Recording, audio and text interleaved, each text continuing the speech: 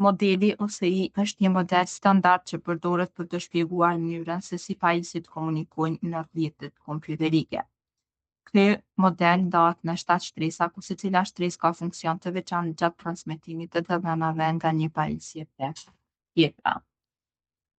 Shtresa e parë është fizika vajeri, e cila mirët me transmetimin fizik të sinjaleve përmes kavllove ose pajisjeve të rrjetit. Kjo shtresë siguron lidhjet fizike në mes të pajisjeve. Pajisjet të cilat punojnë në këtë vajer janë hapi dhe ripeteri. Shtresa e dytë është data link vajeri, e cila kontrollon marka adresat dhe siguron ndërtimin korrekt të dhënave brenda rrjetit lokal.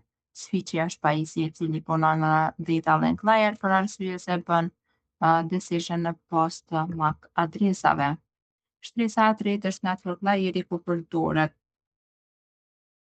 IP adresat për të përcaktuar rrugën që ndjekin të dhënat në rrjet. Routeri është pajisje që punon në network layer për arsye se bën decision në bazë të IP adresave.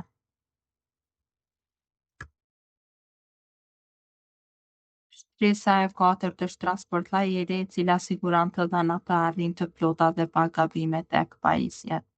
Tu kemi dy prej protokollave, TCP-n dhe UDP-n. TCP-ja është më e sigurt se UDP-ja. Të dhënat të cilat transmetohen përmes protokollit TCP quhen segmente, ndërsa të dhënat që transmetohen përmes UDP-s ju themi se janë datagrame.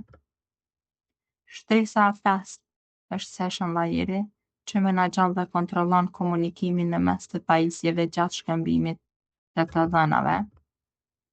Shtresa e gjashtë është presentation layeri, e cila mirët me formatimin, kodimin dhe sigurinë e të dhënave.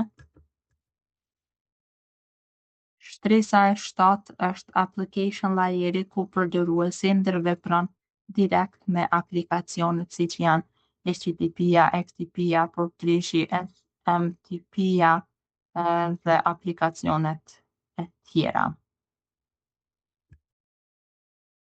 Modeli OSI ndihmon në kuptimin e funksionimit të rrjeteve kompjuterike dhe e bën më të lehtë identifikimin dhe zgjidhjen e problemeve në komunikim.